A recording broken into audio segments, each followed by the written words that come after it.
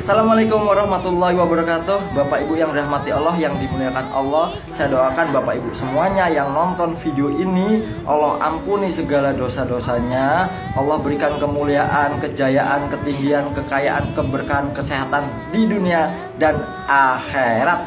Tentunya semakin dekat kepada Allah dan baginda Nabi Muhammad SAW. Saya doakan yang punya banyak masalah, punya hutang sempit, Allah lunaskan hutangnya dengan segera dan Allah lapangkan rezekinya. Dan yang belum punya anak, Allah beri anak dengan segera. Yang sudah menikah bertahun-tahun, yang belum punya rumah, saya doakan semoga Allah beri rumah dengan segera, dengan ajaib. Yang belum punya mobil, belum punya motor, punya keinginan mobil motor, yang belum punya jodoh, Allah wujudkan dengan segera, dengan ajaib. Amin. Allahumma sholli ala sayyidina Muhammad wa ala ali sayyidina Muhammad. Bapak Ibu yang dirahmati Allah, saya pernah mengalami fase titik terendah, sudah nggak punya apa-apa, punya amanah yang sangat banyak. Bahkan saat itu yang paling riskan ialah saya menggunakan sertifikat kakak sepupu saya. Aset rumahnya nggak banyak, cuman 250 juta Bapak Ibu.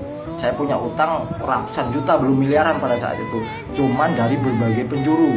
Dan yang paling riskan ya itu tadi, diberi waktu oleh kakak sepupu, kalau sampai minggu ini kamu nggak bisa mengembalikan sertifikat itu, cuman ada dua, kalau nggak penjara, lebih baik saya bunuh kamu. Begitu Bapak Ibu.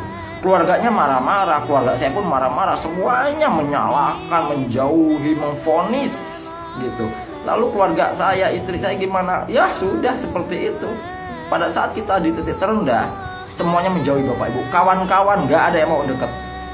Pada saat itu saya bingung, saya galau, sehingga saya mendekatkan diri kepada Allah, minta solusinya gimana nih ya Allah. Semuanya menjauhiku. Lalu habis Isya saya sambil merenung, sambil minta petunjuk sama Allah, saya mendengar lantunan Al-Quran, lantunan surat suci Al-Quran. Di situ udah nggak waktunya ngaji, nggak waktunya ibadah, antara jam 8-9 tuh kok ada seperti suara dari jauh, surat Ad-Duha gitu. Jadi saya buka surat itu, saya baca artinya, tepatnya di ayat yang artinya apa Bapak Ibu? Allah tidak pernah membencimu dan tidak pernah meninggalkanmu. Ya Allah, hanya Engkau ya Rabb yang gak pernah meninggalkanku. Tapi apa ya Rabb yang harus saya lakukan? Begitu Bapak Ibu. Lalu saya tanpa sengaja bertemu dengan kawan-kawan jamaah tablik Bapak Ibu. Jamaah tablik itu, jamaah tablik. Wah, kalau telepon bunyi, SMS, aduh udah luar biasa Bapak Ibu. Zaman dulu belum ada WA, 2014 belum ada WA Bapak Ibu. Jadi SMS, telepon itu udah luar biasa. Dan saya dikasih nasihat. Lalu di situ ada kisah yang menarik di Hadilah Amal, kitab itu kan ada, saya baca kitab. Lalu apa yang terjadi Bapak Ibu? Di situ ada kisah yang sangat menarik. Allah utus malaikat kalau kita membaca ayat ini gitu. Dan dikisahkan lagi, kan di situ ada bayan itu ceramah gitu kan, ceramah oleh ustadznya gitu kan. Saya dengerin saat itu kisah seorang yang punya hutang, punya masalah, hanya dengan sholawat Bapak Ibu, memperbanyak sholawat, selesai masalahnya. Dan di situ ada narasumbernya, saya ini Mas gitu kan, saya dipanggil Mas saat itu. Saya dulu punya masalah begini gitu kan. Saya hanya fokus sholawat aja. Saya matikan HP, semuanya saya matikan, saya fokus sholawat. Jadi saya sholat tobat, sholawat, sholat tobat, sholawat, sholat tobat, sholat hajat, tahajud, sholawat. Saya fokus aja ke Allah gitu kan. Lalu saya mikir, iya. Akhirnya saya diajak Bapak Ibu keluar 3 hari oleh mereka. Saya dikasih waktu oleh kakak sepupu 7 hari. Kalau sampai nggak ini, awas gitu kan. Lalu apa yang terjadi Bapak Ibu? Yang terjadi, saya fokus kepada amalan yang diberikan, yaitu apa? Saya bertobat, sholat tobat. Jadi yang saya lakukan ikut keluar itu, saya mandi tobat, sholat hajat, jarang tidur malam. Yang saya lakukan sholawat.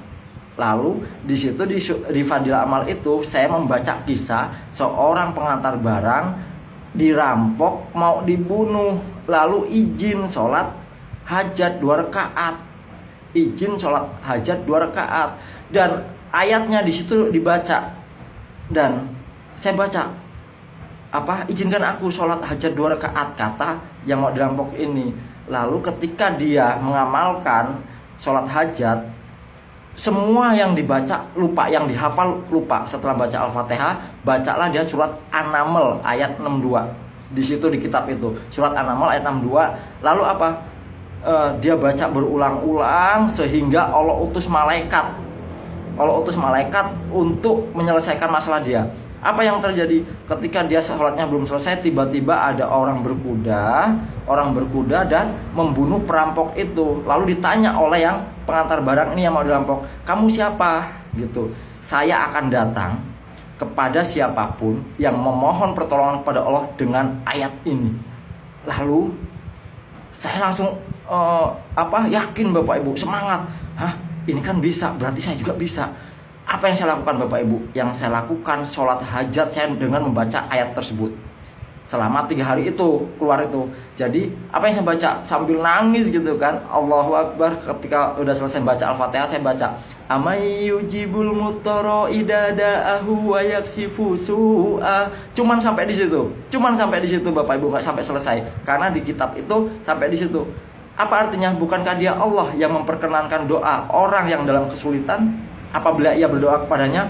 Saya baca Amayyujibul mutara idada'ahu wa yaksifu su'a wa yas'alukum khulafa'al ard illahumma Allah qalilam ma tadakarun. Sambil menangis saya baca dengan sungguh-sungguh. Selesai itu saya terus sholawat, saya terus memuji Allah, sholawat, minta ampun. Itu yang saya lakukan. Saya fokus ke Allah, HP saya matikan. Hingga akhirnya saya pulang. Ketika pulang, kakak sepupu yang ini kok tahu-tahu datang ke rumah, bawa pengacara, bawa polisi. Dan di situ ada kawan lama yang dulu pernah saya tolong. Nggak banyak Bapak Ibu, nggak banyak saya nolongnya dia karena dia kebutuhan hidupnya itu berapa tahun yang lama udah nggak pernah ketemu. Saya cuma memberi berapa ratus ribu untuk keperluan dia, dan dialah yang nolong Bapak Ibu untuk mengambil sertifikat itu dan pakai duit dia Bapak Ibu. Ajaib banget. Katanya, kok kamu mau ini? Kita sama-sama sahabat, sama-sama saudara. Saya nggak mau kamu dengan kakak kamu sampai bentrok gara-gara cuman duit. Kakak saya nangis, kakak sepupu saya nangis, meluk saya pun meluk dia. Jadi gimana Kak? Yuk kita selesaikan baik-baik. Yuk kita ambil dan mengeluarkan uang. Mereka semua yang mengeluarkan sampai sertifikat keambil, dan masih sisa ada duit di situ. Saya diberi duit sama kawan ini, dan untuk puluhan istri saat itu saya nol bener. Apa yang terjadi? Saya masih punya amanah-amanah lagi. Saya amalkan terus doa itu Bapak Ibu, sungguh-sungguh sholat hajat. Ayat itu yang saya baca, Amayyujibul mutara idada'ahu wa yaksifu su'a, terus. Dan saya perbanyak sholawat kepada baginda Nabi Muhammad SAW.